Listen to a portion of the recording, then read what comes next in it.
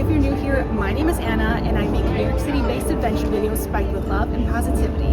Today, we are exploring the Brooklyn Botanical Garden, which is located inside Prospect Park. In this video, I'm going to give you a short tour of the gardens and tell you what to expect during your visit. So if you're interested, then please keep watching. The Brooklyn Botanical Garden is a 52-acre urban garden offering a variety of plants, collections, and educational programs. It features diverse plant life, including indoor tropical gardens and bonsai trees, and is open year-round. It has 4 conveniently located entrances.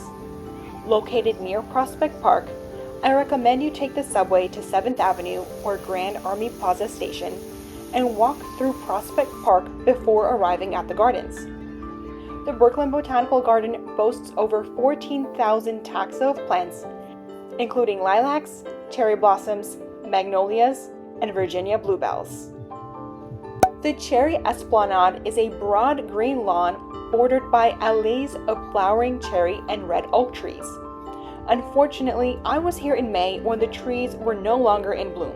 The double-flowering Kanzan cherries typically bloom at the end of April, so be sure to plan your visit accordingly. The Robert W. Wilson Overlook is an ascending garden with spectacular views of the Cherry Esplanade and the Cranford Rose Garden. The Cranford Rose Garden has been one of the most popular attractions since it first opened in 1928. In June, when the roses are in full bloom, tens of thousands of blossoms cascade down arches, climb up lattices, and pose in formal beds. Here, in one of the largest collections in North America, thousands of rose bushes are cultivated. Some of the original roses planted in 1927 are still in the rose garden today. The Rose Arc Pool was completed in 1936, a gift of Miss Walter V. Cranford. The plantings of Spanish bluebells in Bluebell Wood includes over 50,000 individual plants. They are in bloom for about 2 weeks. I'm so glad I was able to catch these spectacular blooms. When it opened in 1917, the Rock Garden was one of the first in an American public garden. It features many alpine and montane microclimates, home to succulents, species tulips, and other plants that thrive in rocky, fast-draining soils. The microclimates were created by the careful placement of large boulders, which were unearthed on site and arranged to create miniature habitats for alpine plants. All 4 seasons witness different plants coming into bloom. When Brooklyn Botanical Garden was founded more than a century ago, the New York City area was quickly being developed into a cityscape of buildings and paved roads. Creating this public garden was one way to ensure that some green space remained. The Chinese fringe tree's name refers to the white fringe-like flowers that bloom on this native tree in spring, which are thought to look like shredded coconut. The Shelby White and Leon Levi Water Garden opened in 2016. This garden features wetland plants and also anchors the garden-wide water conservation project. Its pond and brook are part of a system that will allow the garden to retain excess stormwater to help prevent flooding of the city's storm drains. Inside the conservatory, you'll find tropical plants in hot humid rooms, orchids, temperate plants, cacti and other desert plants, and bonsai trees.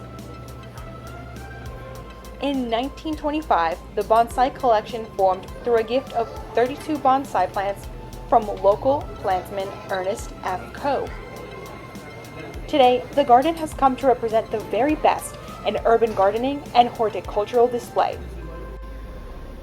In 1910, the garden was founded with botanist Charles Stewart Gadger as director. The Olmsted brothers laid out the original site plan. A year later, the garden officially opened on May 13th. The Shakespeare Garden opened in 1925 as the gift of Henry C. Folger. More than 80 kinds of plants mentioned in the works of William Shakespeare, grow in this English cottage-style garden. Many are labeled with the common or Shakespearean name, the botanical name, a relevant quotation from a poem or play by Shakespeare, and a graphic illustration of the plant.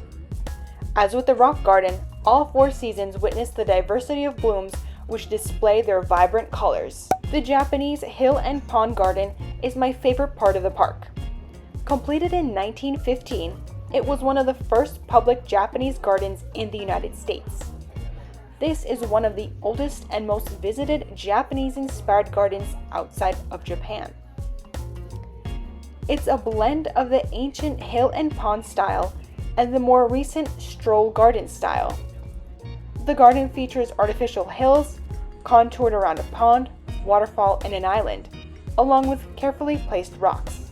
Tickets for the garden cost $22 for adults, while seniors and students can get tickets for $16. Children under 12 are free. If you'd like to visit the Brooklyn Botanical Garden, I'll leave their website linked in the description box below. Thank you so much for watching this week's video. I really hope you enjoyed it. If you did, please leave a like, subscribe, turn on that notification bell so you don't miss my videos when they go live on Thursday evenings, and join me on Instagram at Miss Anna Adventures. I look forward to seeing you next time. Take care. Bye.